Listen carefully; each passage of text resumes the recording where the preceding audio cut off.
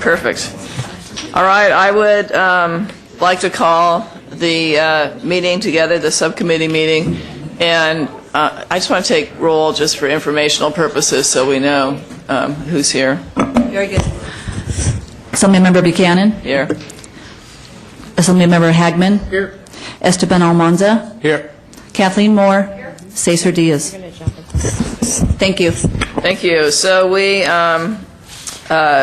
primarily have two items on the agenda today. The County Office of Education, their participation in the school facility program, and to discuss the financial hardship program. And we're going to take the financial hardship program first to accommodate speakers on the county program.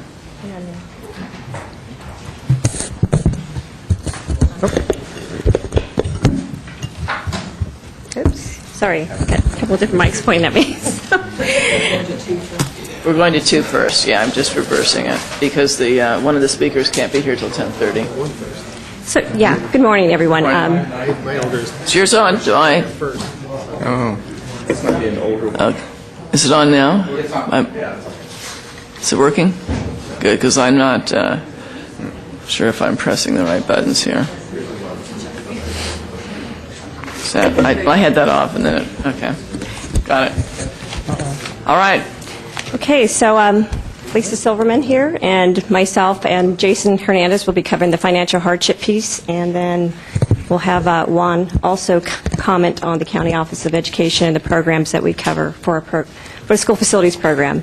So, quick overview of the program. The financial hardship program has been designed since 1998, and it's basically to provide districts assistance when they're unable to make their match portion for their projects. So, with modernization, the 60-40 split, meaning the state would contribute for the 40% that the district can't commit to, and 50-50 split on new construction, where they are asking for state assistance to cover for their actual proportionate share. So on page 1, we actually have some charts to share with you.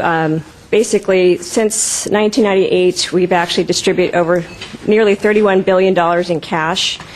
And so that red carve-out in that pie represents nearly $3.4 billion in funds provided for districts and county offices for the financial hardship program. And the rest of the blue shaded area nearly represents $28 billion of funding for your normal 50-50 districts. So again, those are the outcomes as far as dollars that have been distributed in the program. And then on page 2 is just a snapshot of the program statistics of how many hardship approval statuses have been provided for both districts and County Office of Education. And so for calendar year 2008, you see the red shaded area, County Offices of Education have received 17 approvals. Likewise, districts have received 35 approvals. And in 2009, 12 approvals and 22 approvals for districts, 11 approvals for 2010, and so on. And again, with the dollars provided in the program on page 3, you'll see number of funding has gone through for the last 4 years for those hardship districts, $276.4 million for calendar year 2008. Likewise, there was a dip in 2009, and that was as a result of the freeze, where the Pooled Money Investment Board had froze our funds for a short time until we actually had some bond sales. So we were actually frozen out for a short time, and then 2010 it started to pick up. And again, these are projects that are on the unfunded list and are able to compete in priorities of funding. We started moving forward with providing cash to hardship districts. So you'll see 140 million in 2010, nearly 31 million in calendar year 11, and 42.2 million in 2012. Also on page 15 or 17, we actually have a state distribution chart of all the funds that have been provided to financial hardships districts on page 15 statewide. So out of that $3.34 billion, again, our nice chart displays how many pupils it served in the various areas. In Southern California, the San Diego area, you see $175.4 million that was distributed to both districts and county offices of education to cover over 1 million pupils in that area. And so that was the state's again, share for the financial hardship program. And likewise, you'll see the distribution statewide. So with that, I'm not sure if you have any questions on the map, but I'll change it over to Jason for the eligibility portion of it. Madam Chair, I got a quick question. Just on the numbers.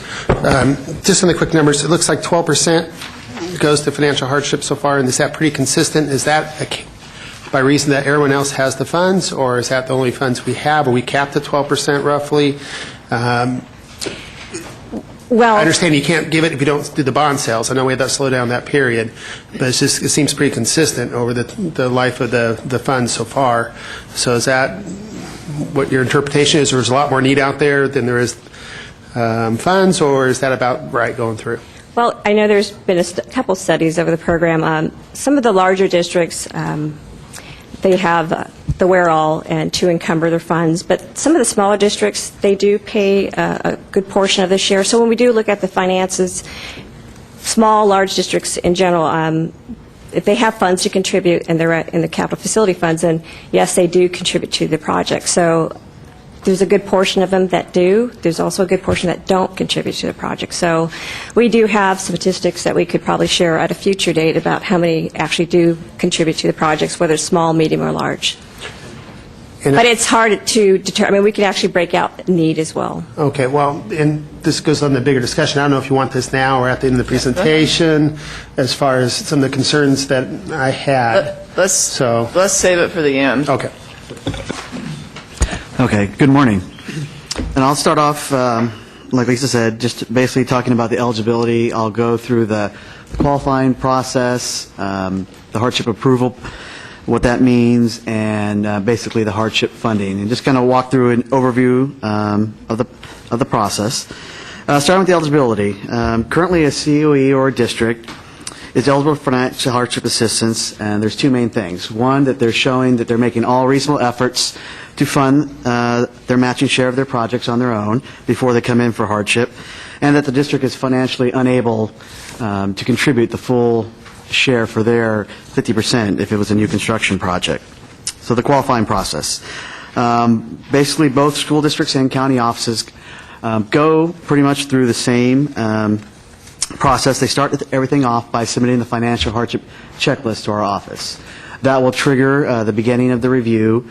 Someone will go through that to make sure all the documents are complete. If everything looks complete, then it will be added to the workload list and be assigned to an auditor for review. Once the auditor is assigned to the package, then they will review the initial documentation. And the first part, what they'll check for is to make sure that they're meeting one of the eligible criteria. And that criteria is listed on the next page, on the top of page 4 there. And it goes through the basic financial hardship criteria. And what this is basically that's the way that they're showing that they're making all reasonable effort to fund their matching share of their project by meeting one of this criteria. The first thing is that they have to be leveling the maximum level of developer fees. And once they do that, then they have to meet one of the following, in addition to the developer fees. One, they have to have at least 60% total bonded indebtedness, and that bonded indebtedness should be for capital facility purposes. If they've had a successful Prop 39 bond within the last 2 years, their local bond, then that can qualify them as long as those proceeds are being used. The proceeds from that bond is being used for SFP purposes. If they're a county office of education, then they meet the criteria. If it's a smaller district and their total bonding capacity is less than $5 million, currently that is one of the ways that they can meet the criteria. If they don't meet one of the 4 standard criteria, they still have the option to come into the board under other evidence and present their case as to why they should be considered eligible for financial hardship assistance. I have a question on the criteria. So, yeah, we have a question on the criteria. Sure. Maybe the same. Go ahead. No, go ahead. It's still hard for me to jive financial hardship with my experience with other government assistance programs. Typically, financial hardship means assisting economically distressed areas, very low income, truly in need of extra financial assistance. And this criteria doesn't totally fit that. For example, why does being a COE automatically qualify you for hardship? or on the level of fees, is it level 1 fee? Is level 2 more, just defining a higher level of distress in the area? And are these criteria in law, or do we have any kind of flexibility to adjust? Currently, the criteria that I just went through, it's both in statute and the regulations, so it is currently in law. And that was from the inception of the program when the emergency regulations went into effect in December. Was it December of 1998? Yeah, December of 1998. So I know one of the questions you asked was the COE. That was one of the criteria that was originally listed when the program was put together and when it was put into law. As far as the level 1 and the level 2 developer fees, those are two different fees. The level 1 fee is set and it's adjusted every other year, and that fee is in the education code as far as what the original one was, and it's also in there allows that fee to be adjusted every other year.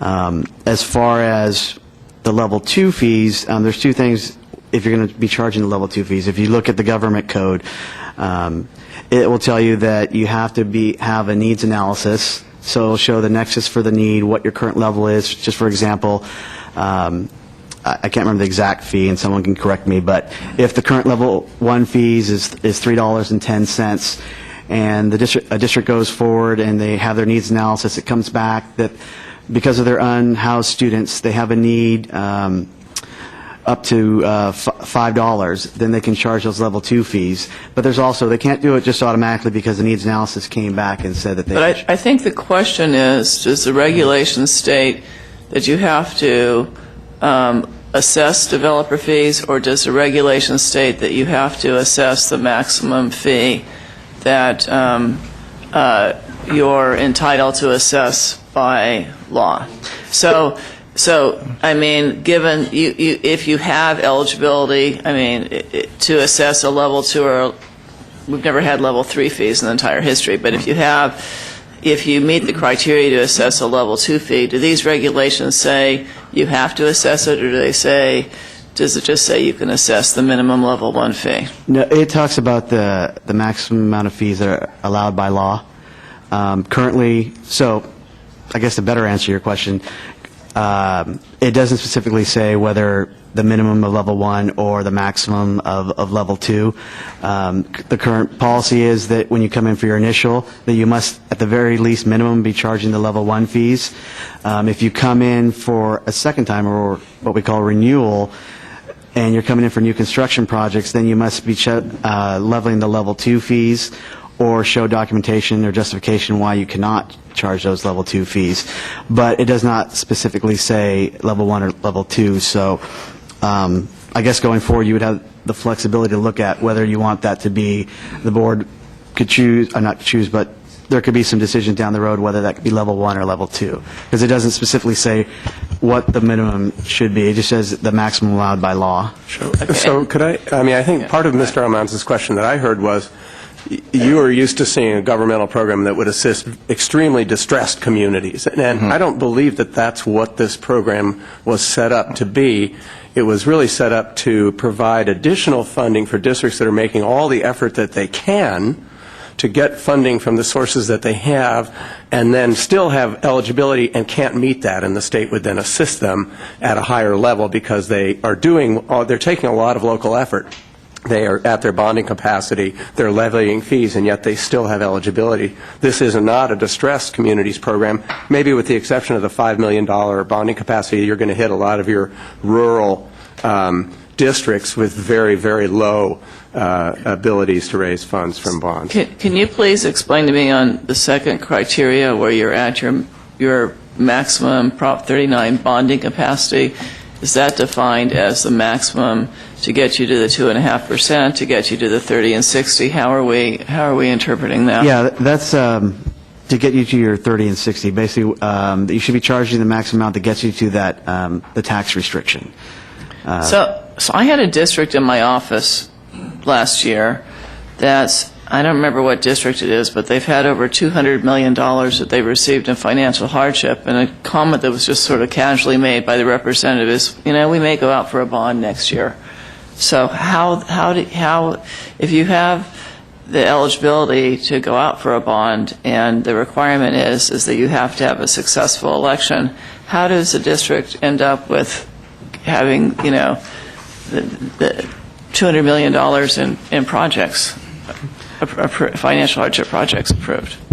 One possible explanation could be that they may have qualified under the first criteria of that 60%, so they had additional bonding capacity left to the district, and basically based on the size of your assessed evaluation within your district, that $200 million, they obviously could have additional bonding capacity available to them, and that's possibly why they could consider that future bond. Yeah. Pedro? Going back to Mr. Almanza's question, is the question basically, if you meet criteria, the first part, the developer fee, and then you meet one of the following, and you can be the county superintendent of schools, county office of education. So this criteria places Imperial County with a 33% employment rate at the same playing field as Orange County, Marin County, or other wealthy counties in the state. Right. And so your point is, as I understand your question is, does that make sense? And what I'm hearing from staff is that's the statute. Yeah, currently, that's the way the statute's written, the regulations are written. There's nothing that has any difference of level based on need or anything else, other than it's a county office So of is it the education. statute or the regulations? It's in both, so it's statute, because it's in the law right now. And is there any flexibility for the regulations to provide an additional gate, some sort of means test is what you're getting? Right. Because, and I think this is the concern that Senator Hancock has also expressed, that wealthy counties are put at the same playing field as poorer counties up and down the valley are not. I mean, I hate to prejudice, but Santa Barbara County doesn't strike me as a needy county, and yet they're the same place as Merced County. The only thing I would say is there's nothing equitable about school funding. Coming from a suburban county that took three efforts to pass a bond, but my bigger consideration around that is, I agree that when we have these counties, and it's been brought up in discussions that, in this case, they don't have the bonding capacity, and yet they're educating students, and those students deserve the same quality facilities as everyone else.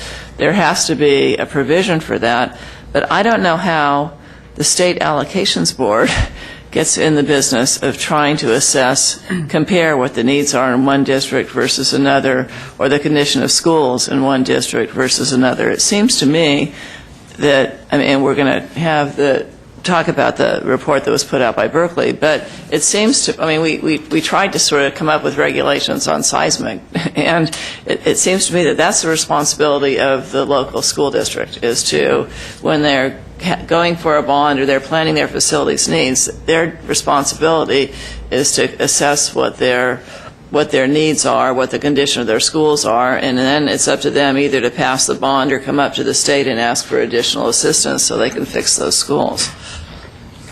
So how do we compare? How do I say your district has greater needs than someone else's? But I do think we have a responsibility to try to allocate very limited resources for infrastructure, education infrastructure, in a way that produces the best results for our state, because we can't fund everything. Well, maybe if you have any data on where counties or districts are receiving the financial hardship. I've got a feeling the Marins and the other ones you're mentioning aren't getting the financial hardship funds now. Yeah, we actually do have a chart in the next presentation that really outlines the distribution of funds to county offices. And I'm not sure if you wanted to jump to that section, but it does show that there are some counties within the state that aren't participating in the financial hardship program. That also shows some counties in the state that aren't participating at all in the school facilities program in general. So it does show a disproportionate number of districts county offices that are not participating. So there must be something with the relationship they have with the districts or what have you. I'm just going to throw some more things out for thoughts. Yeah, We'll get into this. Thank you. Basically, when we bond out, we're looking at a 30-year loan that we're paying back over a period of time, and understand one of the qualifications is basically a snapshot in time on the district. Doesn't really look at what decisions were made 2 years ago or 5 years ago the district made, and what decisions may be later. I want to make sure that when we're looking at these things that we look at, okay, what are the priorities? Like we had a presentation from the federal government on the federal schools on bases. They had a criteria. We should be able to do some kind of framework like that. It may not be exact facilities. It may not be things we talked about before. Should everyone have a gymnasium, for example? That could be local. But it can be like, are the buildings falling down? Health and safety issues may take priority over. And then the second thing is maybe population-based. We need the number of size of classrooms versus other facilities. But if we're going to go all in of these counties or these school districts and say we're paying 100%, then we need to prioritize it somehow, the money that we're spending. So what criteria versus first in, first out? Not so much on looking at the wealth of the county stuff, because each district may be different, but more of facility needs criteria versus other things. And that might be a little bit different than competing for the 50% match, which is we're ready to go, we got our money, we're going to be first in line, and we're ready to start putting shovel in the dirt. So that's one thought. How do we qualify those things? Then one of the thoughts is if you are a district that's already maxed out this bonding capacity, you can't go any more further. What's to stop you from saying, now I want all these other facilities? I got 100% of the state paying into it. Are we going to restrict those uses to primary education functions, or can they build pools and joint use facilities and so on and so on if you're already maxed out? What limitations do we have in this program, if any, for those type of things? It goes back to what are the basic needs for a campus, or what's basic needs for a district, and which is hard because there's such a diverse state, but how do you stop that from someone taking advantage of it? And then I always had the concern I brought up several times is what do we do with these facilities if we're paying into them, we're 50% partners in it, or 100% in some cases. We're buying land, we're buying these facilities, and they're not being utilized 5 years later, 10 years later. Can we get that back in the system either by selling them, by leasing them? Do we have any way for the state or our organization here to monitor what assets are bought, what are being utilized, whether it's surplus, where's the surplus money going to, trying to put money back into the system, since it is the people's dollars going into a district partnership, yes, but maybe that partnership should be paying back 50% of that partnership when they're not using it. And I've seen a lot of, just my local area, a lot of advertisements going out. I know this one particular school district's leased out their campus for 35 years to a college, and it's going back on the market for another lease. It's 35 years they haven't used it for their primary purpose. Now, it's not our dollars, probably in that case, but for the last 10 years, a lot of our dollars going to a lot of facilities. And if they're not being utilized, what they sold us is going to be utilized because of population shifts or migration or whatever the case. Can we get their assets to work for us to go back into the pot of money to use in other places where it went to? It's a bigger picture, but I think when you're developing a policy for qualifying needs hardship, that should be the hook on the other side of it. If we don't use it for that purpose, if it's not being fully capacity, in use, and you have some subleasing, we should get part of that money back, or maybe all of it if we're 100% in. And I understand we don't have that. And I understand we don't even have an asset base of all our school districts, what properties they have. So when the counties come up, they could tell us, why shouldn't we know where your assets are since it's using state money to buy it? And if they're sitting around for 10, 20 years, should we get some productivity out of it? So these are a lot of questions I had. So staff is creating an issues bin, and we'll probably be distributing that not just here, but to the entire State Allocations Board in an update, because we want to be sure that, after we complete all of our reviews, that we go back and talk about all these issues as we start to try and streamline the program. So obviously, in terms of how we prioritize what qualifies, whether or not, what happens to an asset when it's no longer being used. I mean, those things, obviously, we want to add to the issues bin. And, what I would add, and I was thinking we were going to have this after, but it's just it's flowing more naturally now, is, should it be 60%, or should you have to use 100% of your bonding capacity before the state? Or how about a longer-term, no-interest loan and have it pay back over time versus 100% all in? or at least a period where if your financial thing changes 10 years from now, we're still paying 30 years of that money. Maybe 10 years from now they could participate part of that in, or a longer-term checkout. We want to help them, but we don't want to be taken advantage of. My one comment about hardship is how we have one category and two very different situations or entities within that category, and that being county offices of education together with districts that go through this, are they at 60%? County offices of education got there virtually by the fact that they cannot issue bonds. And they actually educate some of our most at-risk students that we have. And I think I looked at the presentation that we provided, and if you look at the facilities that are funded 100% or whatever amount by the state, together with whatever county office of education contribution is made there, these are very basic facilities and therefore our most at-risk students at times. And I think that bears more review than and having them in this category, I think, and treating them similarly to other financial situations may not have been in the best interest of county offices of education. So I'd like to see that kind of discussion around it too. What have we educationally provided for county offices versus school districts that have access to capital in a way that they don't? And so that's a concern that we have at the Department of Education. Well, and that's why we are dealing with county offices of education as its own agenda item, because I do think it's unique, and I don't know what all the answers are there, but I agree with you. So we'll continue on financial hardship. Okay. So we went through the qualifying criteria. Some of the documents that we look at when we do in that part of the review is on top of the page 5. It talks about what we already talked about, the needs analysis, justification study. You get your letter from your county audit controller, so we know what your total assessed evaluation is. Any general obligation bond booklets, if you've passed bonds, if you issued COPs, we get those booklets. Copy of ballot issues if you pass the bonds. Just that basic documentation that we use to make sure that you meet that criteria. If you do, then at that point, we'll have to start looking at the district's financial records to make a determination of any available funds that can be contributed to the project.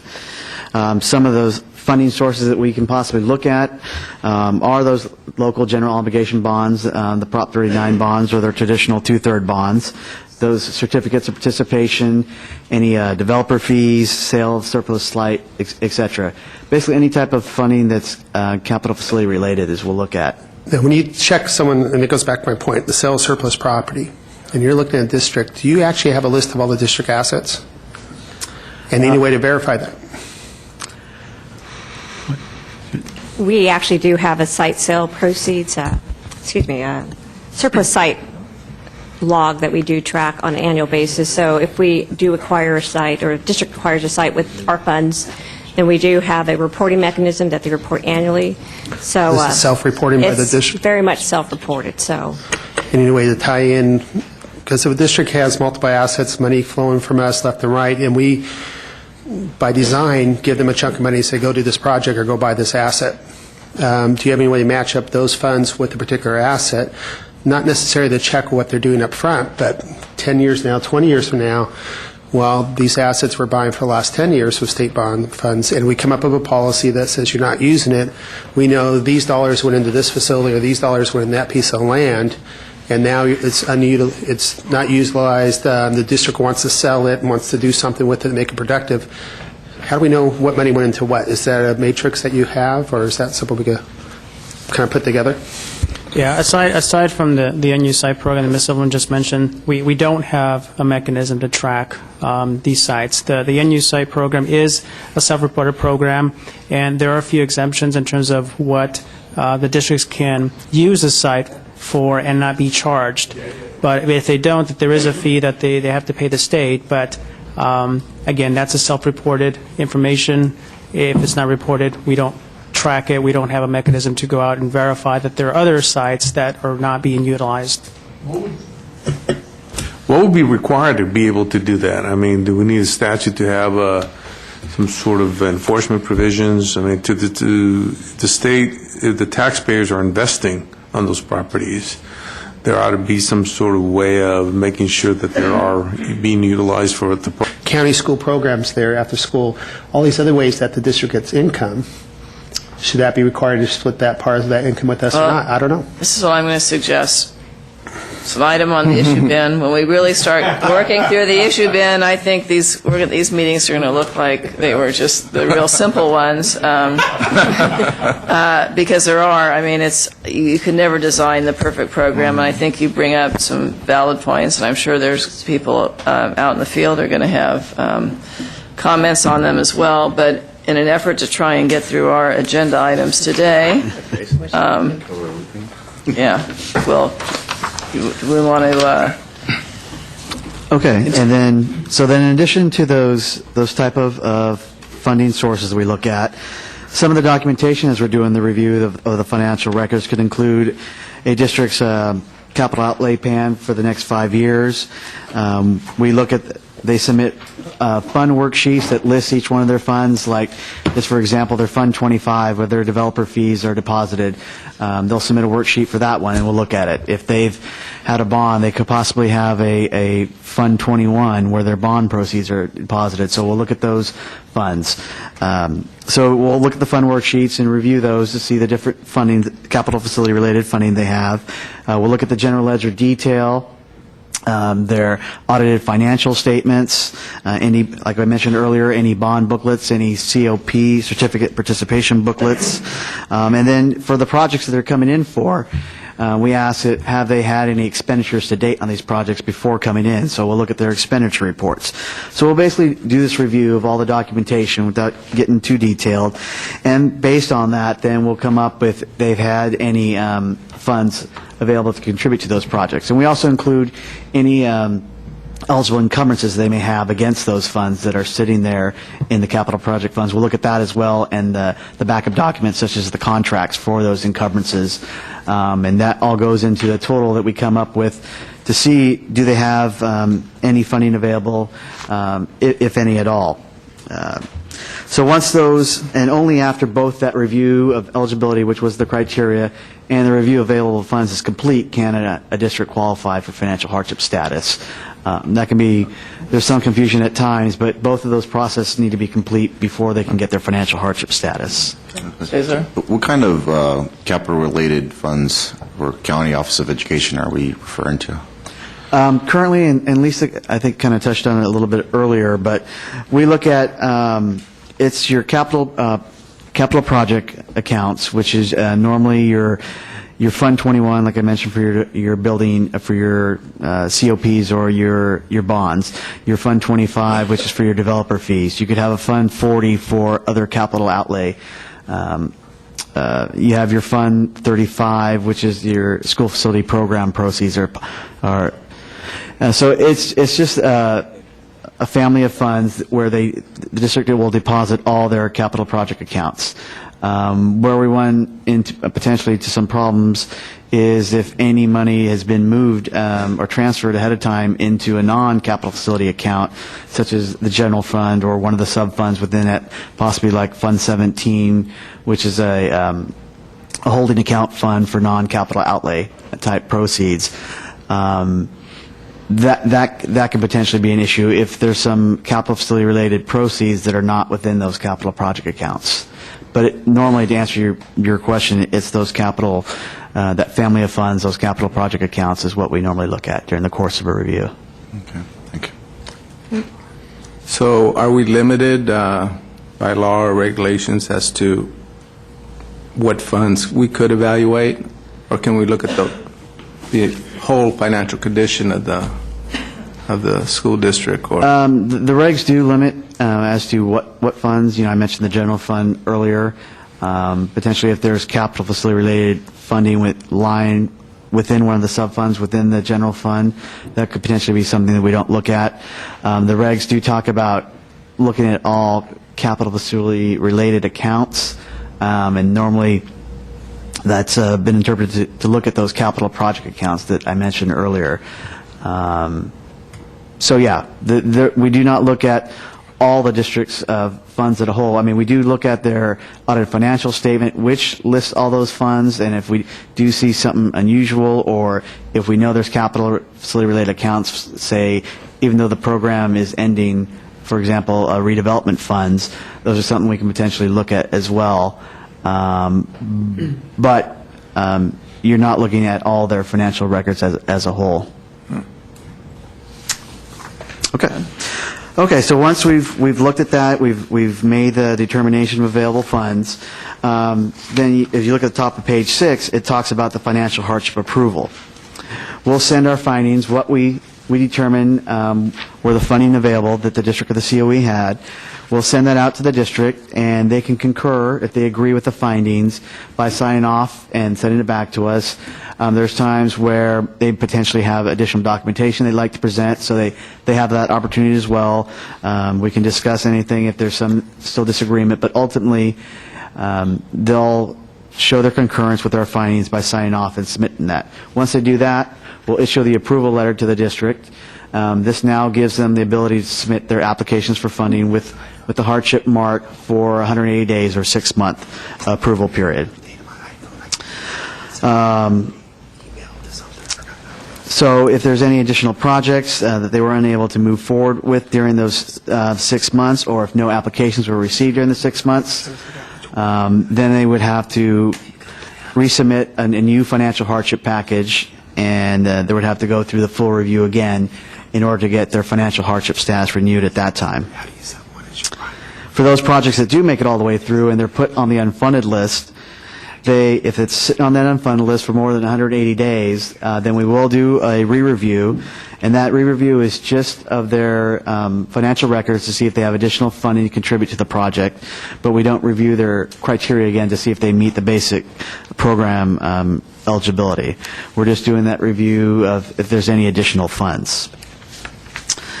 That table listed down there under the funding section, basically it's the same table from one of the previous meetings, and it kind of just goes over basically what happens if the project is funded. It gives the example of the $100 project cost with a $50 state share and the $50 local match.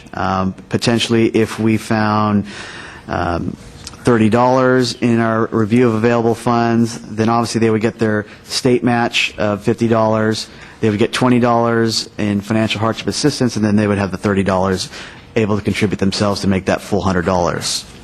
Excuse me, can I just stop you? For, on the review side, what are the challenges to actually coming forward with a more current review? I'm not sure. One of the things that we discussed in the past, I think, when we were going through potential changes to the hardship program, the question came up because you have to have, I mentioned earlier, or I don't know if I mentioned it yet, you have to have your financial hardship approval first before you can submit your application for funding. So one question that was brought up to us by both COEs and districts was the difficulty of going through the financial hardship review process, and then after that's complete, then you can submit your application for funding, and then you have to go through the normal review process before you get to the state allocation board to get your project approved. One of the questions came up, was there a way to do a concurrent review? Could we possibly submit your application for funding, your 5004, at the same time that you submit your financial hardship application? So we did have some discussions with that. There were some difficulties that came up as far as what happens if projects didn't move forward. What happens if you go through the concurrent review, and whether it's on the district end or possibly on the state's end, whether through our office or DSA or something happens to delay that project. So there was different things that we discussed, but one of the, I think, the original reasons too that it was brought up was definitely going through the amount of documentation, the difficulty, and the length of time that was in the review. But in the last couple of years, we've taken steps to streamline the process. That time has been significantly reduced down. between 60 to 90 days. The last couple of fiscal years has been the average time for those financial hardship reviews. So I think that also took away some of the initial concern with those concurrent reviews, but it's definitely a topic that can be discussed in the future. I just think that it is one that's important, and because we have a class of projects that, by virtue of being in that category, they don't compete in a first-come, first-served world at the same manner that others compete at. And so, they're at a distinct disadvantage, and it probably, it adds time in when we have funding, but when we don't have funding, it actually is it's a disadvantage. So it might be something that we want to consider as we look at holistically look at the whole financial hardship situation. So, has it been your experience that the 6-month approval period has been long enough for most to get their applications in? Well, with the 6-month period, and I think one of the original reasons why they had it at that length of time was because the district's finances can be dynamic. You'll hear people use the term, snapshot in time. This was your financial condition at this point in time, but if we stretch that approval period out too long, to a year, and at one point there was even talk of possibly 18 months, a lot can change in that amount of time, and if we were ever going to do something along those lines, one of the things that we talked about at the time was tying it to interim reviews.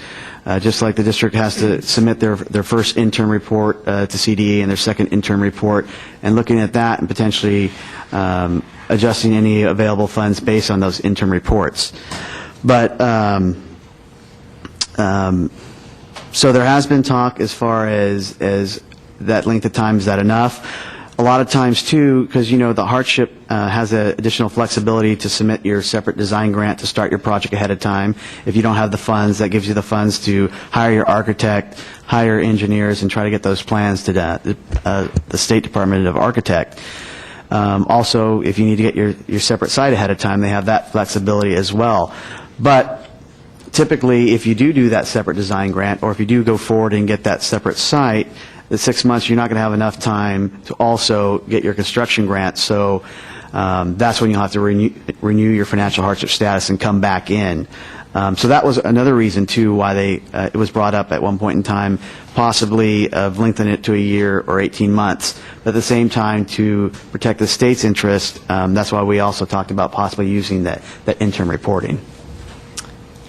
Another thing that what some school districts do is they time the submittal of financial hardship documents to coincide with anticipated plan approvals from the Department of Education and the Division of State Architect. Sometimes they can anticipate that the plans will get approved in 2-3 months, and they can submit the financial hardship documentation to our office to start that process as well, so that it may be completed around the same time as the plan approvals, and then be able to submit the funding application right after the plan approvals. It's another option that some districts do take advantage of as well, to try and limit that processing time. My only request is we sort of add to the issue bin or whatever based on some of the situations I've seen, and I know we've been in very unique economic situation, but where we approve a financial hardship case and then clearly eligibility goes way down because building stops, but you still have eligibility for a school even though there aren't going to be any homes built around it. So, how we do those kinds of checks and balances is important to me, as well as we've had some people we had where, okay, yes, we had this approved for financial hardship. Since that time, we passed a bond, and there's no requirement, and it's like, okay, we can't use the bond proceeds because we didn't list that in the bond. It seems to me if you're applying for a financial hardship case and then you're going to go out for a bond, you ought to be required to list that project as part of it. So I would just ask that we sort of add some of those things and then pass that. I mean,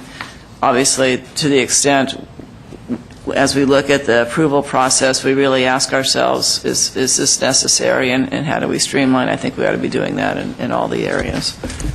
So are there any more comments and questions on financial hardship before we move to County Offices of Education? Sorry. I would just say that I think when we look into these things, I think there's two different real separate criteria which has been brought up. You have the school districts themselves. They have their own funding source. They have their own funding stream. They have the ability to bond.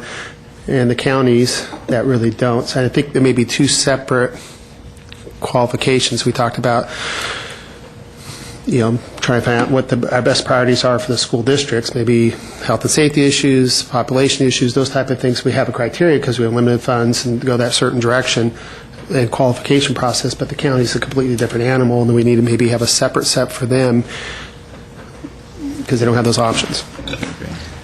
My only comment is on the statistics, and I think that as we move forward and look at, overall what we want to do with financial hardship, if you look at page 15, the $1.38 billion going to the Riverside, Inyo, Mono, San Bernardino county, what do we call those county areas? Regions, thank you. County regions. For 846 pupils, and then we have $175 million going to the what's termed southern area, which has over 1 million pupils. And again, this is a voluntary program, as you know, as everyone knows. But I think the statistics are worth review, and they're somewhat telling. Where's the majority of our financial hardship funding going? As you said, I think it's roughly 12% of the funding. A third of it goes to county offices from your statistics. The other 2/3 of that goes to school districts. And here's the concentration of where the funding went. And are these areas that had great need, weren't able to pass bonds, or weren't able to have bonds to serve that need? I think that's, when we look at financial hardship in the future, that's a component that we should be addressing. And then one more step on that. There's some counties that never even applied for it. So does that mean they're just very wealthy? They don't need it? Are they not being educated on it? Do they need some outreach from us to see if they do qualify? Why do some counties not even participate at all in this? So actually on the statistics also is to look at which districts and county office of education applied for and received a design grant, but then didn't move forward with construction as well. I think that would be helpful details as well. I just have one other question in regard to the funding piece over here. So when projects are rescinded and they received a grant, a site grant, and then reduced to cost incurred, who keeps the site? And, what happens? Well, the applicant does keep the site. So we've already paid 100% of the purchase of the site, Correct. but no control of it at all after that. That's correct.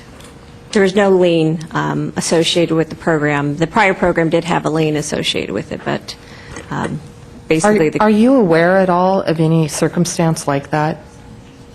That we bought sites? That a site was purchased at 100% financial hardship and that there was not a project proceeded on that site? Yeah. Do have. I'm not aware of that, so I'm just curious. We currently have, I don't know the number of sites, but we do have districts that had the separate site grants and the projects got reduced to cost incurred is approximately about $28.5 million. I believe the number of the projects, I'd have to look at it to get you the exact numbers, and we can get that for the members next time. I believe that's around, I think they want to say there's around 20 to 25 projects that meet that definition. And we know purchased a site? That received the site dollars and that purchased the site. But like I said, I don't have that ready available. But we can follow up and find that out and bring that information back to you guys. So just one question, just for clarification. Just want to be sure I understand. So when you say costs incurred, you're talking about possibly the state loses those funds altogether? Oh, yeah. When we talk about a reduce the cost incurred Cost save incurred. as opposed to rescind, the straight rescind, nothing happened with the project. There was no expenditures. Basically, all the state dollars get sent back to the state. If we have that reduction of costs incurred, basically, for whatever reason, whether the district didn't meet the statutory regulations and timelines and deadlines, and therefore had to reduce the cost incurred, or they chose to, they'll take the grant amount, basically, what eligible expenditures they had, and they return the difference back to the state. Is there any public comment before we move on to the County Office of Education? Okay. Go ahead. On page 17, we have a general overview of the County Office of Education in terms of their overall current authority and responsibilities. This information was generated by CISESA, and they are here today to speak to it a little bit later. But if we get straight into the COE's role in the SFP, that begins on page 21. COEs participate in the SFP largely in the same manner as school districts. In fact, the Education Code defines school district to also include County Office of Education. When they come in for funding, they have to go through the same eligibility and funding requirements, meaning that we take a look at the COE's enrollment in terms of the pupils that they serve and their capacity in terms of the classrooms that they have available to determine whether they have new construction need, or we take a look at individual school sites to determine modernization eligibility. There are cases where there may be transfers in terms of who serves students. For example, if a County Office of Education is currently serving special education local plan areas, they have a SELPA and they serve specialty class pupils, and then later on a school district takes over that function, there are provisions to also adjust the classrooms, the capacity, and the enrollment. So again, in that example, if the COE had classrooms and had enrollment, but now the district has it, we make adjustments to the new construction eligibility. This is assuming that the eligibility has already been established.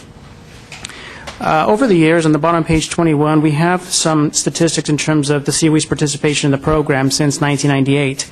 If you look at the bottom of page 21, there's been a total of 641 projects for over $1 billion that have been approved under the program. Most of them have been in new construction, and the average number of classrooms that we typically see is 4. Again, there's typically smaller classrooms. There are a few standalone sites that are larger, but the average is 4. If we then look on to page 22, comparing the COE's participation versus school districts, overall, there's been $1 billion COEs participating in the program compared to the $32 billion in school districts, which is approximately 3%. We also have some information since we started tracking projects in 2003 in terms of the types of sites that are associated with these projects. In the middle of the page, we have 65% of them were part of a new site, 21% were on an existing site, and 14% were on leased sites. And again, this is from information that we have since 2003, which is approximately 287 projects. Another set of data that we have that is interesting is in regards to the High Performance Incentive Grant. Of the total 237 projects that have received HPI funding, 7 projects were part of a COE project, which equates to $689,000. Now, if we move over to page 23, this is something that we briefly talked about earlier on financial hardship, but in terms of the sources of revenue that COEs have to participate in the program, we listed a couple of things that we have available, that district COEs have available, which are site sale proceeds. Again, we talked a little bit about that earlier, but if they have sites that they sell, they may be able to generate revenue. They may be able to participate in federal grants, and they can receive some of that money and it becomes available. Interest from holdings, then developer fees that only applies to school districts. Now, other sources of funds that a COE may receive but aren't necessarily considered to be revenue are their participation in the financial hardship program. Again, we talked about them receiving state assistance to build schools, to build classrooms. And then lastly is COEs can generate savings from a project, and they can either return that to the state or apply it to a future project so long as it's within 3 years. If the funds are not used within those 3 years, then they must be returned to the state. Just a quick question on the developer piece. Yes. If I'm in an unincorporated area, I still go through the county office of building, and I still buy permits and all the rest of it. There's no funding mechanism at all for schools if you're in an unincorporated area? For the COEs, it's my understanding that they don't generally collect developer fees. School districts do. School districts do, but I would think the county would have the same, really. So you want to build in the county, not in the city, or not in the school district area, okay. Yeah.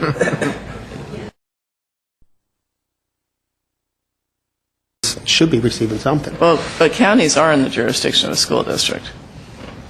There's unincorporated areas, I'm thinking. even unincorporated, they're in the jurisdiction of the school district. So the entire county is divided up into school districts, and there's no areas that aren't in a school district. But I think the question becomes, the county serves a unique population of students, so, do you share developer fees? What's the school district's responsibility to provide facilities? Sure. I mean, there are all kinds of questions that come up around that.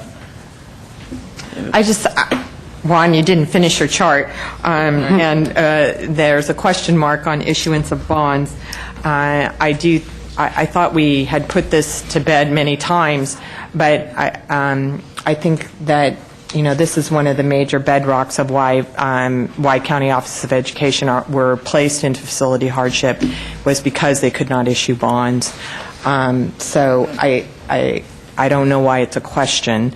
The reason why we put a question mark there is because we do know that there are certain codes that may speak to that. We haven't done a full analysis.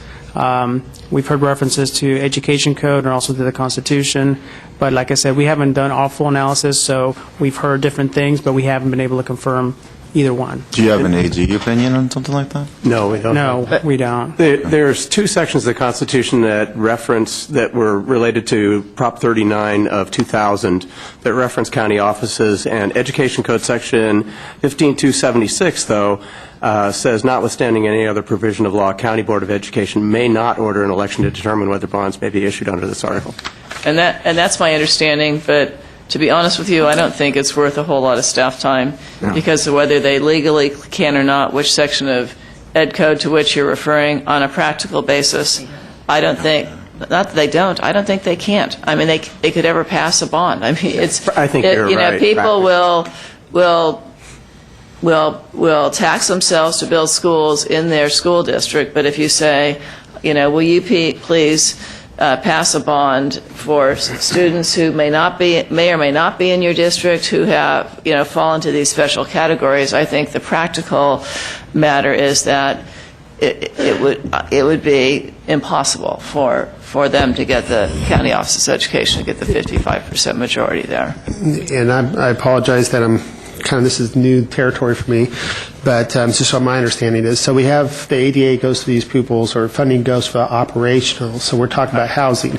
But these students are basically classified in one district or the other by the place where the residence is.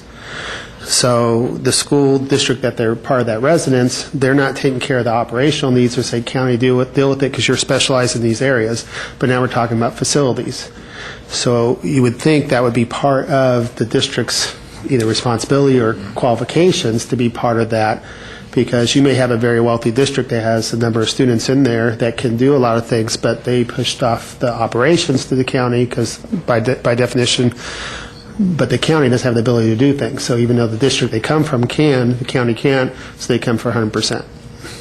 Well, I think you're asking the right questions there. I mean, it's they're a large district. They may be their own SELPA providing most of these services themselves, although not all, even then. And if you're a smaller district and you belong to a county SELPA, I think the question is what is your obligation to provide facilities for the SELPA? And obviously with IDEA, you want students to travel as short a distance as possible. Ideally you want them in their home school where you can meet all the accommodations, but it's not always a realistic solution. So then sometimes you have to have special classes where students from the different participating districts in the SELPA all come into the one class. But I think that is a question that needs to be answered. I know in our school district when we plan new facilities, we plan all the special day classes, all the other facilities, CEA centers, all that we need to provide services to the students. So.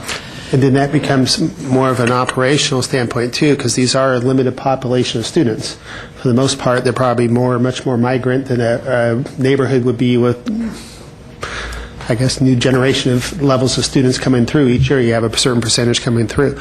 So, and since we're dealing with counties, which are very large, like San Bernardino is huge, one of the bigger areas in the United States, instead of building facilities, would you not want to lease or rent facilities either during the districts that you're supportive of or even private places so you could be mobile with that flex of population?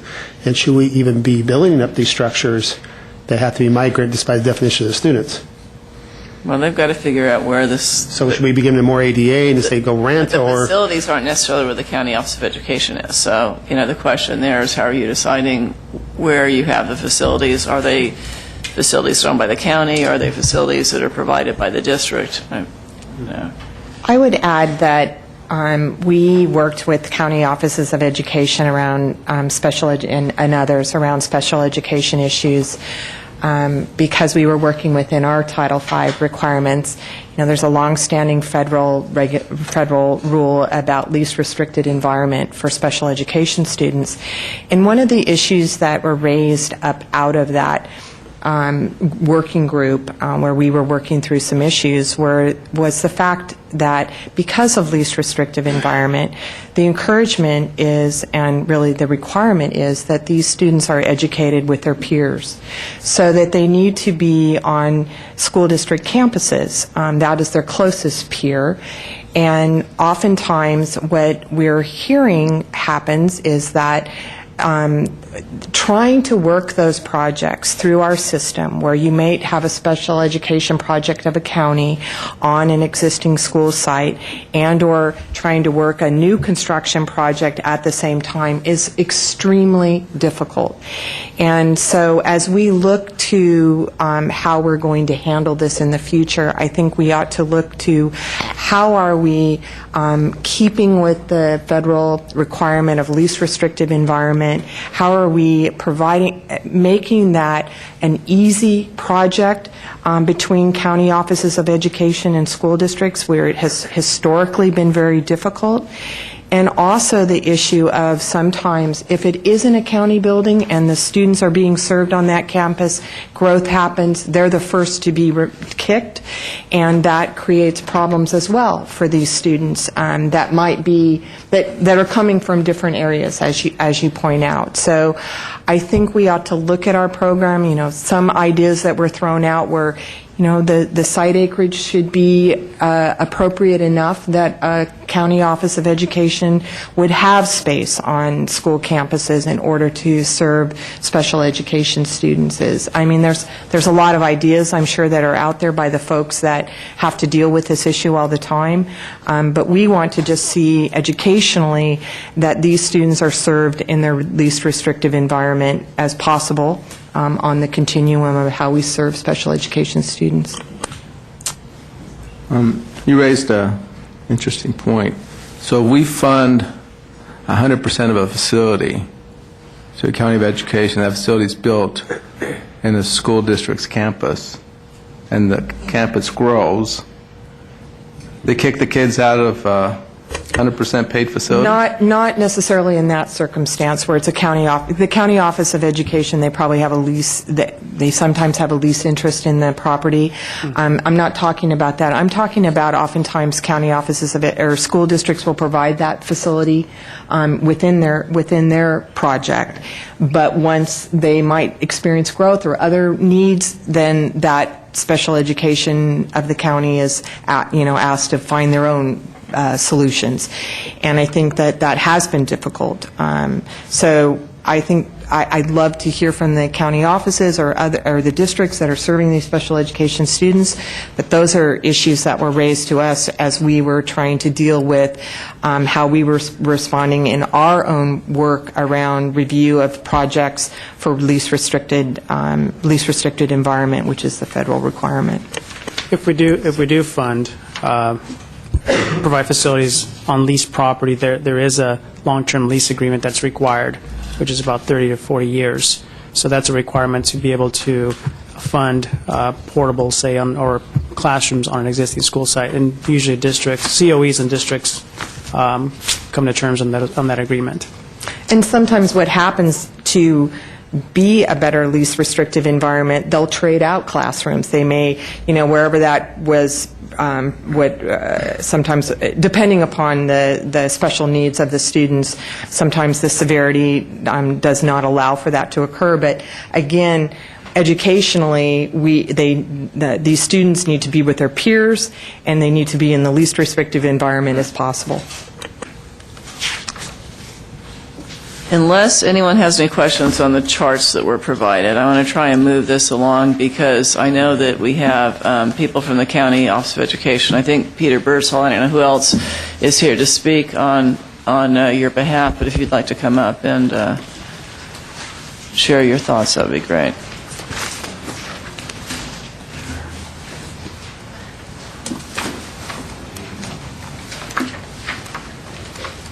Should I sit at the table? That table would be perfect, thank you.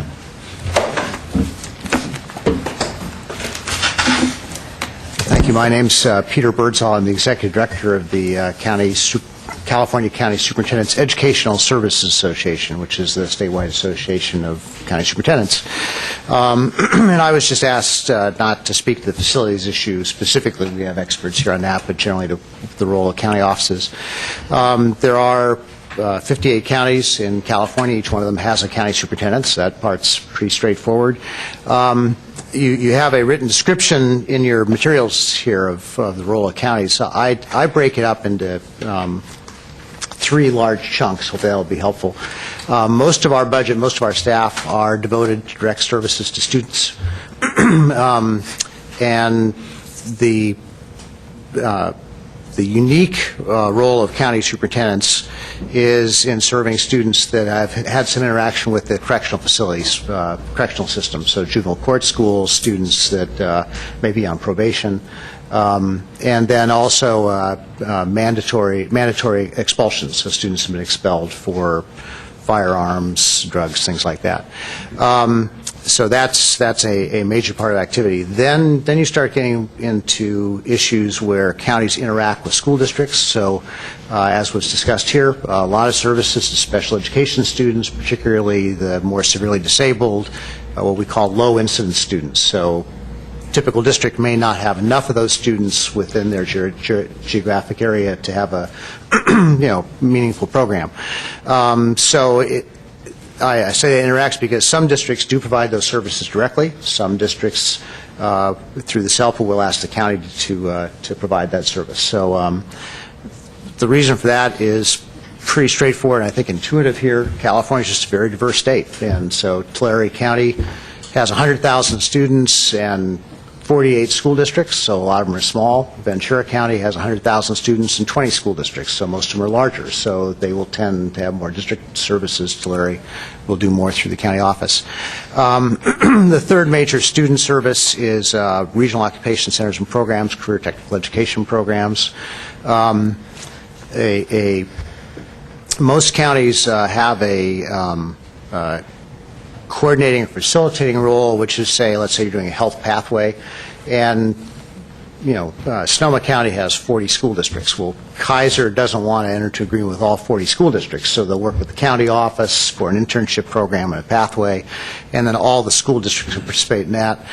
The county, some counties actually provide staff. Sometimes they flow the money through to the school districts, but that's a big part of our operation also, is career technical education. Then you start getting to some that are smaller population groups, but I think high need, foster youth, homeless, whole array of students that don't easily get attached to one school district. So that is obviously a huge and really important part of our work. Here in the Capitol, probably the highest profile thing we do is where we act as sort of an agent of the state. So probably the highest profile for the last 5 years is AB 1200, where we do financial accountability. So every school district budget is reviewed and approved by the county superintendent. If the superintendent starts feeling, and their criteria for this obviously feels that it's fiscal accountability, we're the agency responsible for reporting PERS and STIRS contributions for all the employees of all the school districts, so we're the reporting agency.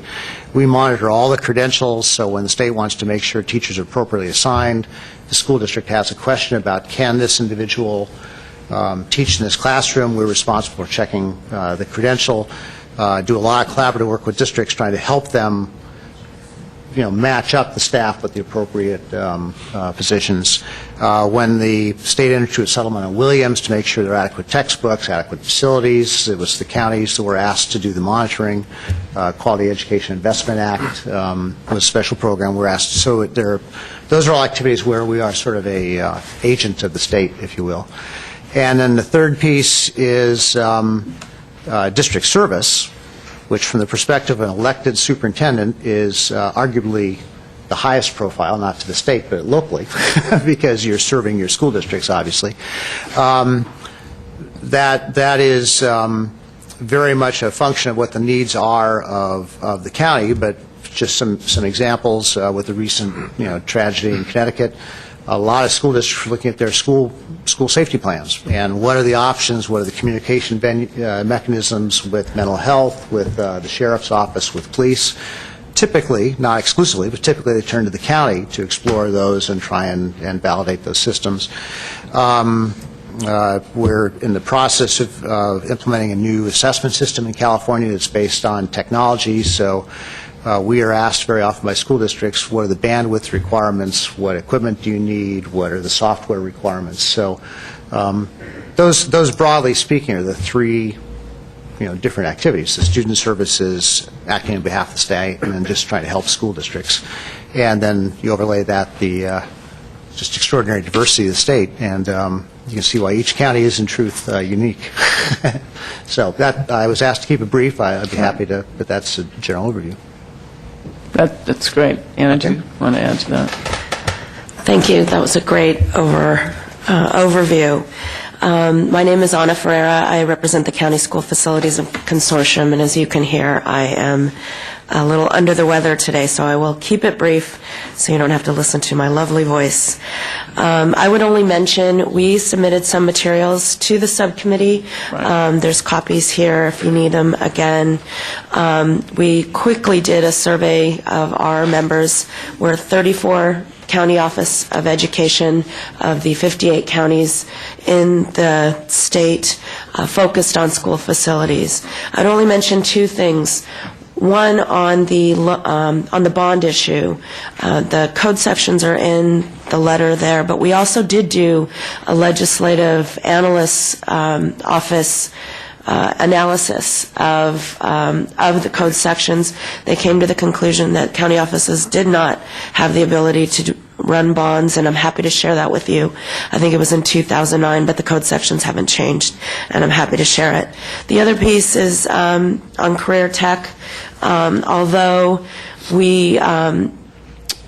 that program is listed in your materials as something we're eligible for, really the rules do not allow county offices to participate fully, mainly on equipment, because of the definition of traditional high school that was placed into that definition for career technical eligibility application. We're not eligible, really.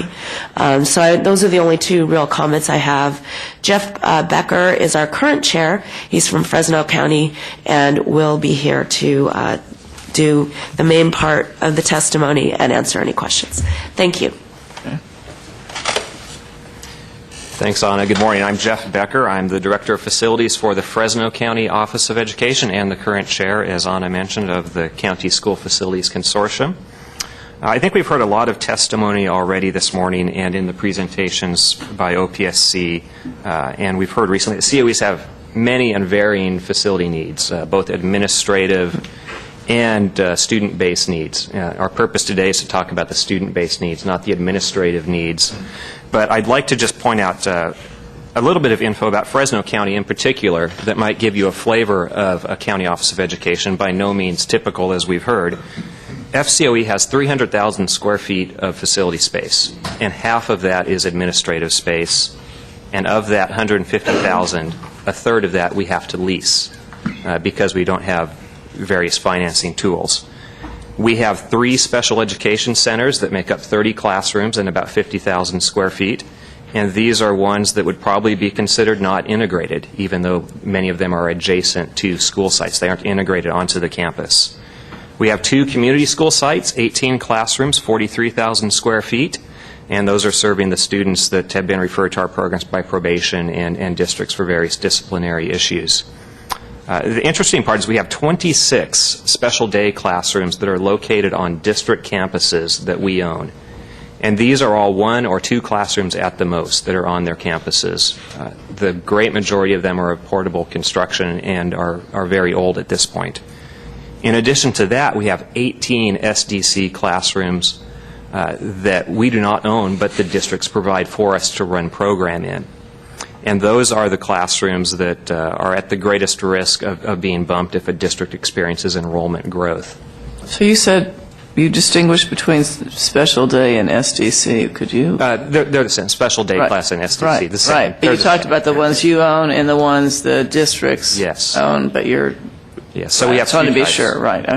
One group that we own and we have the 40-year ground lease on, and another group that we do not own, but that the district provides because there are enough students to support a classroom there. So that's just a flavor of what a typical COE might have in their facility program. So obviously we found ways to house our administrative needs, but much of that is lease.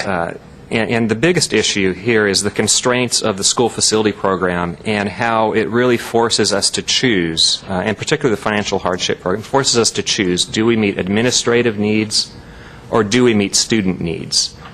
Because if we're spending funds on administrative needs, that should be counted as match in the financial hardship review. And, you know, OPSC staff has gotten very good and sophisticated at their reviews. You say should be or are? It will be found in their review. Okay. And so we can't address both at the same time. We have to choose. It's one or the other. And despite that, you know, many COEs have participated successfully in the SFP. There's one statistic I'd like to point out, and I wish it was a little fresher for you, and we can work on getting that. The last time that we looked at this was in March of 2009. COEs at that point had received $847 million in the school facility program, as opposed to the billion that staff quoted today. So of that amount, $25 million of that was local match or found in the financial hardship review process. So it was either money that COEs put on the table voluntarily because we had a site sale or some of the other sources of funds that we talked about, or it was found in the financial hardship review. So it gives you a flavor of the COE level or ability to finance their projects, considering they did go through the rigorous review. Still, other COEs, it's been noted, choose not to participate at all. Some may be choosing not to enter into the program to avoid this conflict of how do I meet my administrative needs versus how do I meet my student housing needs. Several of these districts are also coterminous. There's a single school district and it's made up of the entire county. So they address their needs through the school district side of it, and then the COE does not have to participate in the program. So specific changes to the program, things for you to consider to add to your issue bin.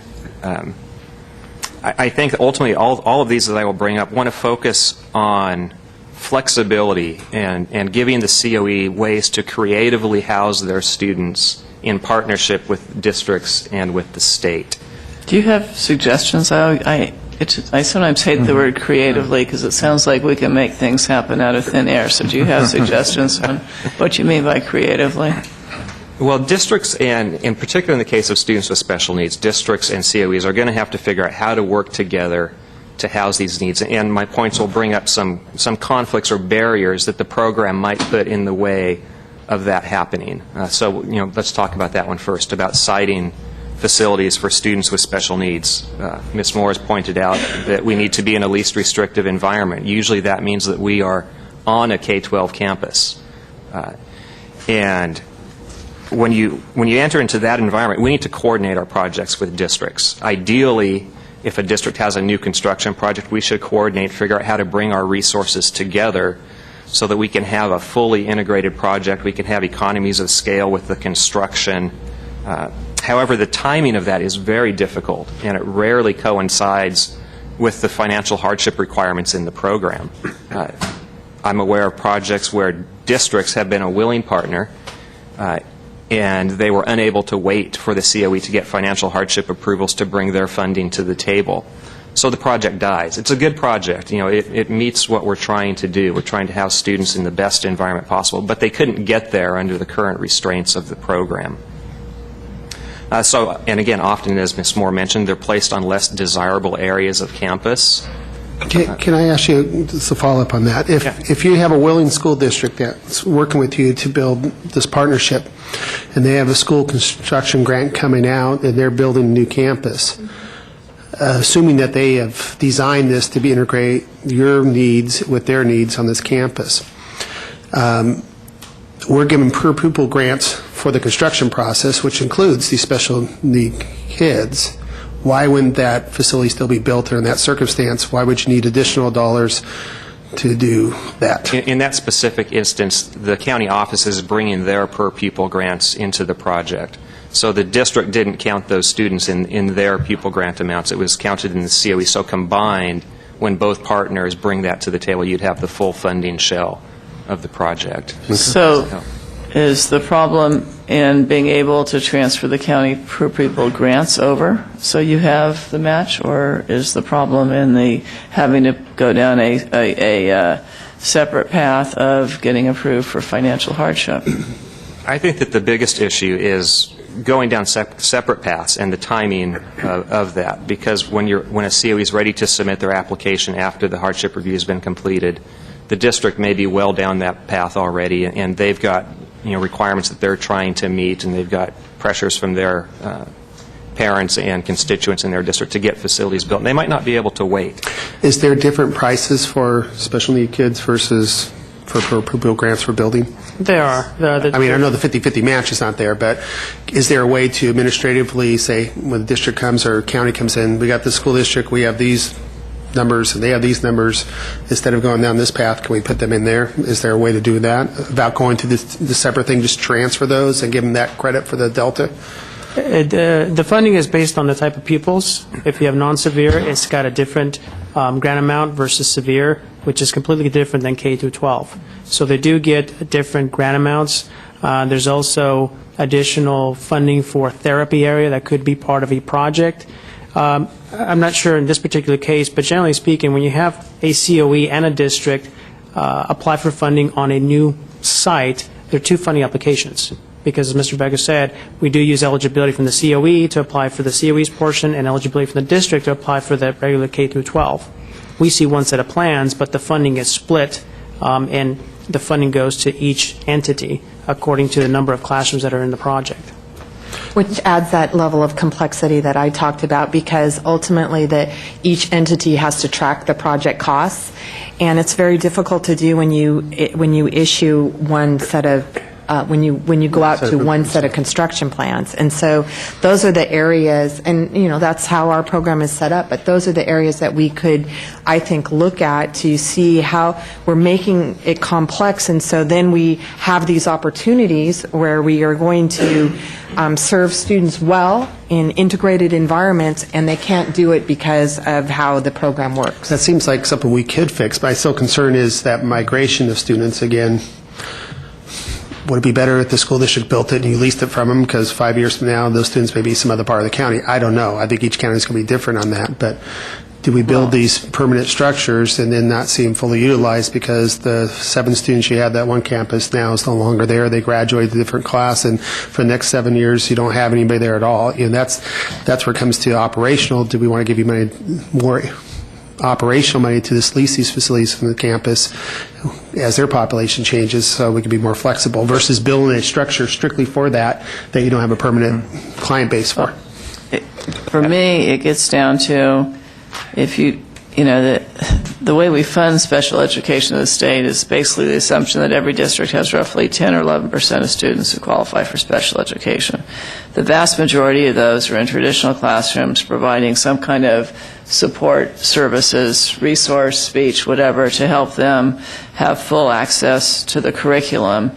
And County Office of Education really, the niche they fill, if a district's not its own SELPA, is, I think what's been explained by all three of you, is those students that are very low incidence where you don't have, where there aren't sufficient students in any one district to justify the expense of a classroom or a teacher. So you might have one student from one district, 2 from another, whatever, and that's how you are able to provide the services more effectively. I think the question is, collectively, as members of a SELPA, what is each district's responsibility to contribute to the facilities? I mean, in our district, we wouldn't have built a new school, including what we pass on to developers. I can look at some, without including special day classes for students. And some of those classes, the students came from more than one school. We in the time I was on, went from being a member of the county SELPA to our own SELPA, but that was something we had to do. And so, I don't know what the answer is to that, but I think ultimately districts are responsible for those students, even if they're in a county program. So there has to be some responsibility there to provide facilities. And but I don't think they can do it all either. So we've got to have a way that we can partner that's effective. Yeah, I think you've hit on a lot of the key points that we struggle with those same questions, particularly if you have a lot of rural school districts where you can't build a facility and maybe one year you have 8 students, but a family moves and now you have 4 students and you still have a facility out there. So, every COE looks at that differently based on their requirements and their demographics, but it's a difficult issue that we do struggle with.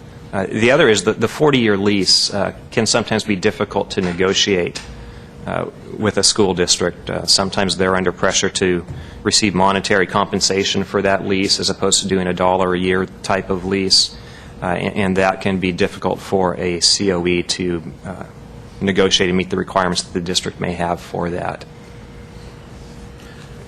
And just to jump around a little bit, you heard the discussion about the qualifications. We talked about what kind of unused assets are there? How do you track all this? The snapshot if someone's eligible for a school district at that particular point in time, 6-month look versus the history before and after. It sounds like with your administrative role of reviewing the finances of the district every year, you would have more of that long-term view of both operational and asset maintaining. Is that someplace that we want to explore, trying to do a partnership with the county superintendents to fulfill that function? Well, then you get into, I don't know.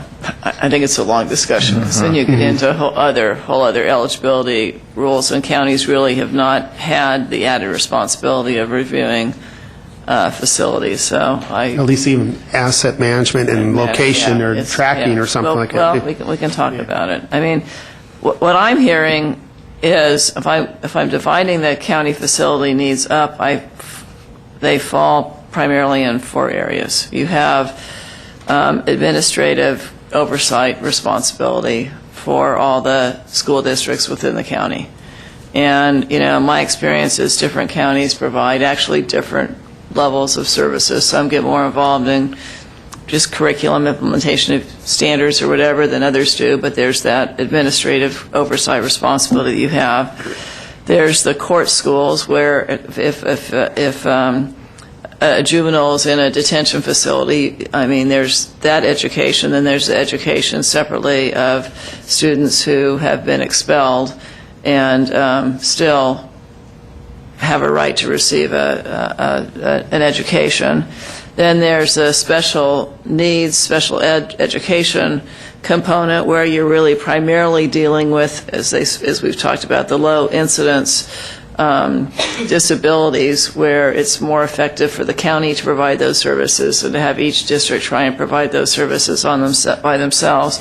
And then the ROP is a little, I mean, it's something that's mentioned, but my experience on that is even it varies from county to county because, you know, and some will approve certain, specific classes that they fund at the school sites in the districts. Others give each district an allocation. They handle that differently. But I don't have, how many counties actually provide the classroom space versus the coordination of the ROP career tech programs? Yeah. I mean, is there a facility there, or are they providing coordination? In Fresno County, we provide coordination. Right. Mr. Birdsall might be able to give additional info regarding that.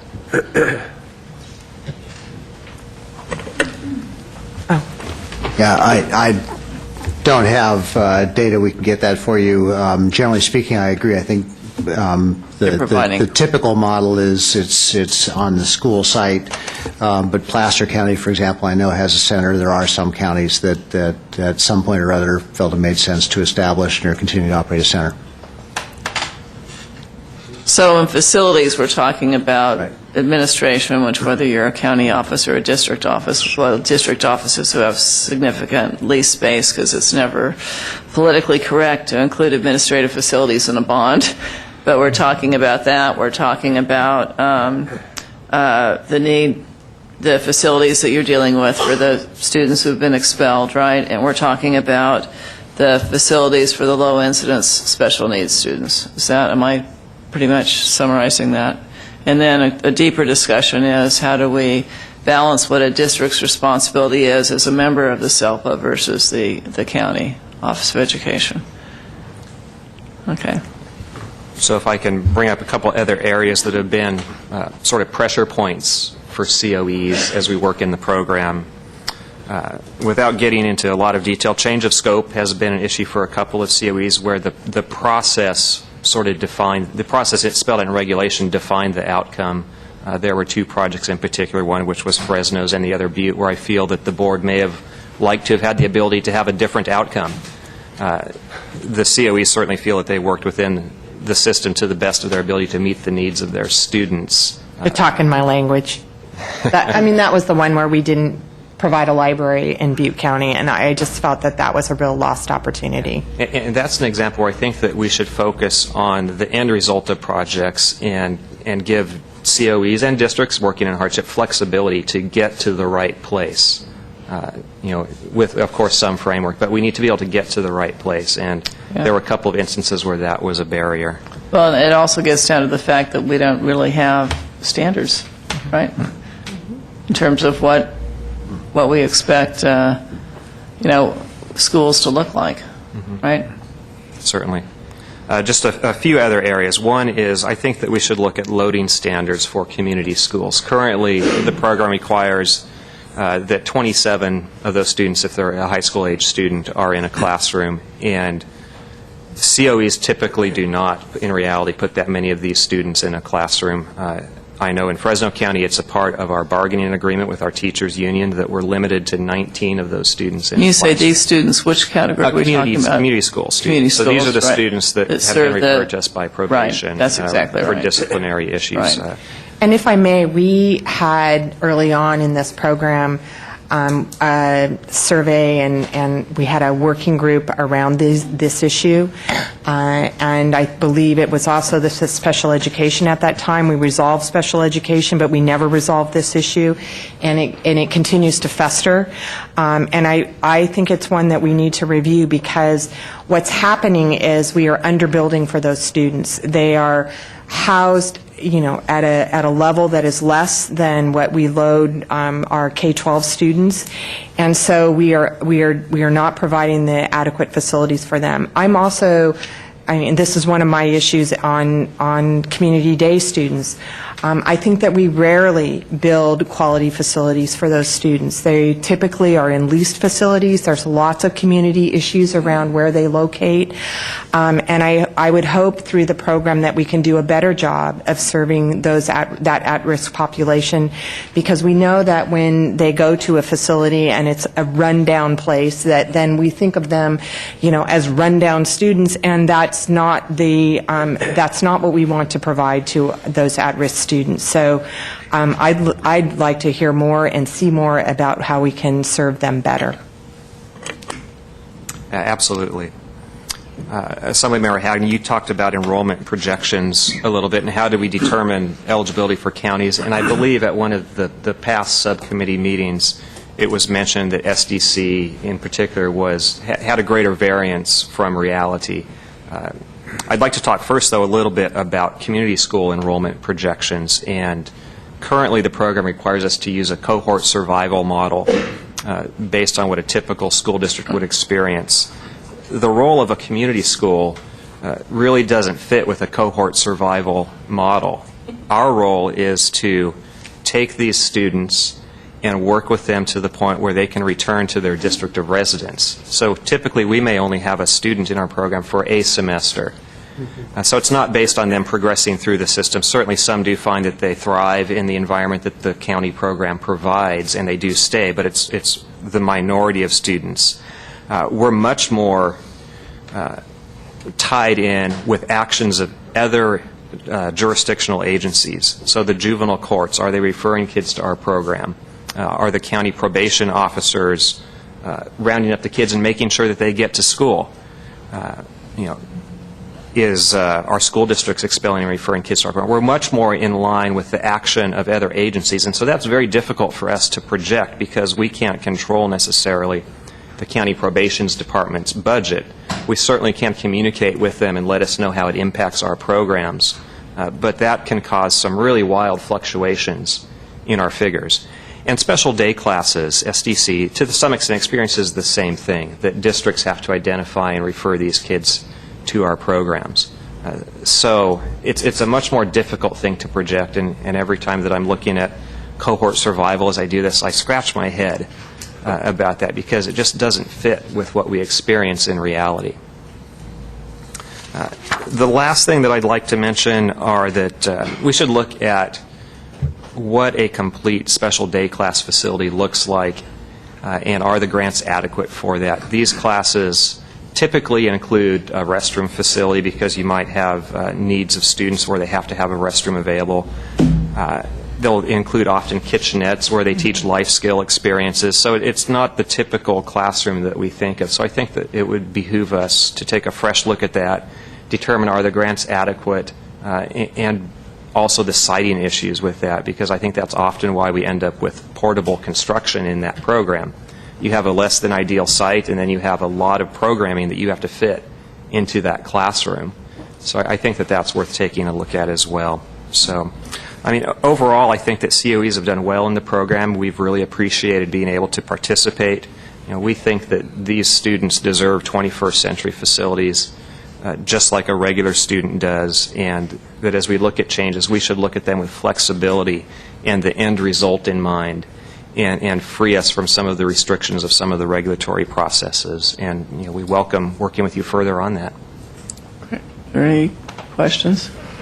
Just completely off topic, but since I got you here, one of my little pet projects is to modernize with technology the classrooms. I believe we have to get everyone to iPads, computers, and I've been a little vocal with our superintendent statewide of oking that box. What ones we're going to feed in. But I'm just wondering your experiences so far with your peers as far as saying, okay, each county is going to at least have the same operating system, or we're going to try to go toward these same.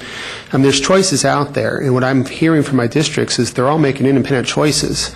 And then when we finally do get a statewide plan here, everyone's going to have different hardware, different software, and different technical needs there. Is there hopefully there's better coordination on the county level, and that I'm hoping to hear that you guys are working with your districts in each county that are hopefully on the same platform at least. So when we finally come up with this state master plan, we're not completely off of all these different schools.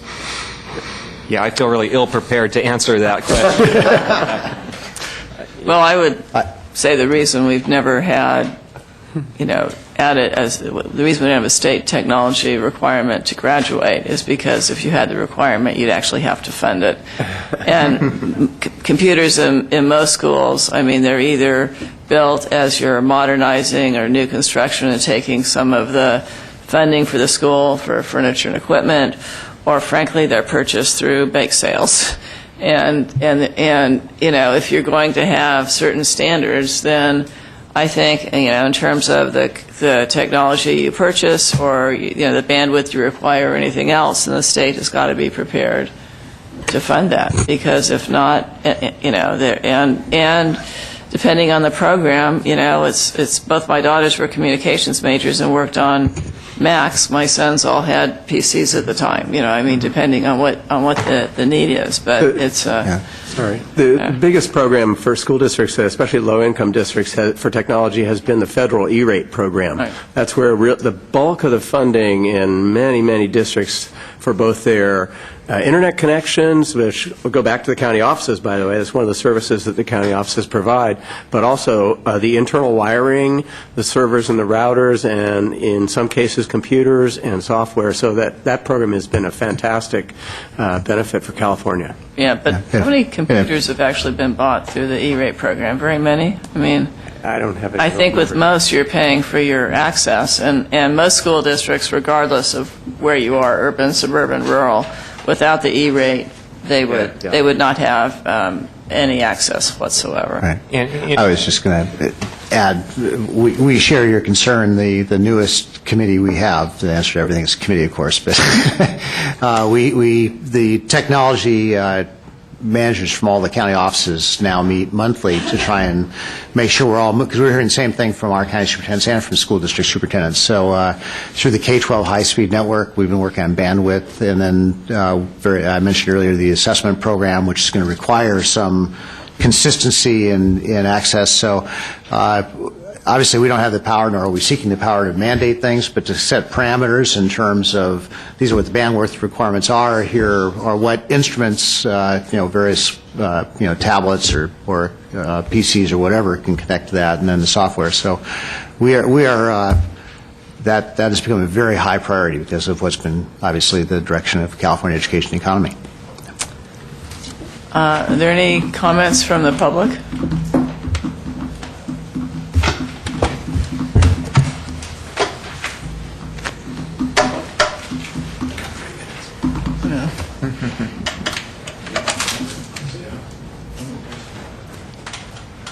Hi, I'm Alana Cunningham from Jack Schrader's office, and I have just a big picture comment, not anything related directly to county schools. And my comment is that I understand the intent and the importance of districts making every effort to provide their match for their modernization and new construction projects. But there is a category of districts out there who have made numerous attempts, good faith efforts, to pass bonds without success. And unfortunately, the students in these districts, oftentimes impoverished and rural districts, are disadvantaged due to the district's inability to provide funding for these projects. We understand. So I just wanted to one of the highlight major that issues we need to category of tackle. districts because they exist. Yeah.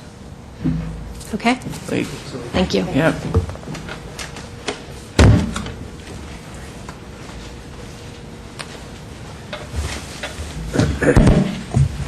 Madam Chair, members, Tom Duffy for the Cash Organization. Don't want to belabor this, and it's something that I know you've talked about and we'll talk about again. But just looking at the chart that is on, or it's actually three figures on page 6 that identifies project cost at $100 and the state share at 50/50 and the like. I just wanted to bring your attention once again to the issue of grant adequacy, and that if indeed you were to be looking at a real project here, that it wouldn't be 50/50 because it's been demonstrated not only by information that's been produced through your staff, but information that we've gathered and information that the board has heard over the last several years from school districts, that the program basically under new construction provides about 30% of the cost of a project. So just... Are you talking about the base grant or the entire grant? I'm talking about the base grant. Right. The add-ons, and I'm glad you mentioned those. I was going to get to those. Those are significant for districts being able to move forward with projects. But notwithstanding those, if you're talking about a hardship project, and you heard from Mr. Becker, and he mentioned adequacy and going to portable or modular construction because of those things, that if you're looking at the chart that shows that it was $1 billion that was spent on hardship projects, you have to recognize that you're going to have to add to that if you're going to really compare for adequacy to a district that is more the have districts. So just once again, the hardship program is, Mr. Almanza, looking at the have-nots in school districts. And we could give you, and I won't do this time, but we could give you examples of districts that have built projects under the hardship program and have had to not meet the requirements that actually CDE imposed on them, as they should, due to regulations, to have the ancillary facilities for PE, food service, and other things, in essence, building classrooms. So I just wanted to make that note for you, because clearly I could see that there was a concern that all of you have expressed about, well, what are we doing with this hardship program? Well, part of what you're doing is you're not building adequate facilities with it, and just wanted to underscore that. And Tommy and I had a lot of talks about there's two ways to look at it. Either you add money to it, or you reduce maybe some of the regulation and cost to build what you're building in the first place. And I like to look at both those things, the cost of actually building those facilities as well as the adequate amounts. So if comparing apples and apples to build out without all the rules and regulations and all the requirements we're doing, and you add those into what we're doing on the school side, there's quite a disparity of price per square foot to build any kind of facility. And is there some of those layers that we could be aware of that does not affect safety, quality, those type of things to make that process a little cheaper? That may be another way to get a full facility versus just throw more money at it. Thank you. Next.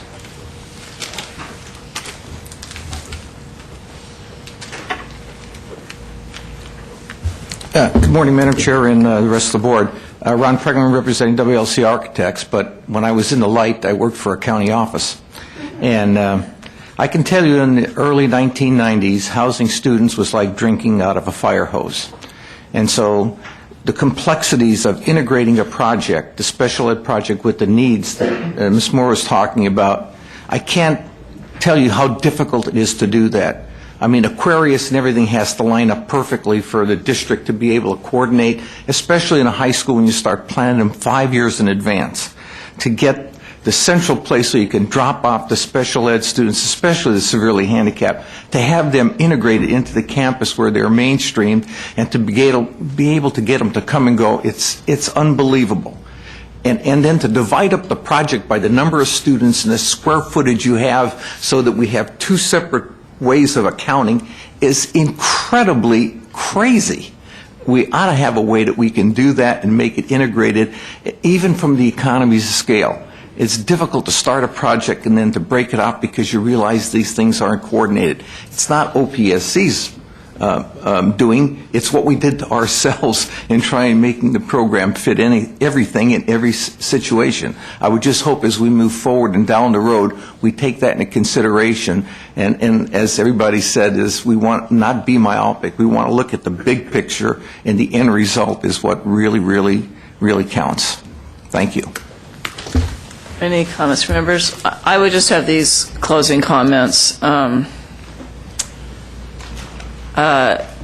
With respect to special education and planning, I was elected to school board in November 1990 and left in 2008, and I think we've come a long way in special ed with full inclusion, with least restrictive environment, and hopefully with having districts understand that these are their students and they have an obligation to provide facilities for them and make sure they have a quality educational experience. And And so I hope we're no longer at that point where we try and build facilities at the far end of a campus where they're not accessible, but we're planning in a very different way. I don't know what all the answers are to the facilities programs. I do believe that county offices of education play a unique role and have some unique limitations, and we've got to figure out a way to make sure that you're able to have the facilities and be able to provide these programs to our children. And to the extent we can eliminate any red tape and provide better coordination, we need to do that. There are a lot of questions we have here with respect to financial hardship, with respect to counties and how we interact with districts and everything, and the rest of it with respect to what is an adequate facility, how much are we spending. I do know, if in reading some of the governor's comments in the budget, we probably face significant challenges, not just in terms of he clearly wants us to streamline, but in terms of, if we have a bond, which I believe we should and will have, what goes into it. But hopefully the work we continue to do here and the discussions we have later will help us craft that bond and the accompanying regulations in the most thoughtful manner possible. So please feel free to continue to provide us with any inputs. You've brought up some great concerns. If you have specific solutions, you can provide them to me, and I'll provide them to the other members or to OPSC or directly. But the old management adage, don't come to me with problems, come to me with solutions. We're looking for both so that we can move forward thoughtfully. And we have both the Republican and Democratic caucus at noon, so with that, we're adjourned.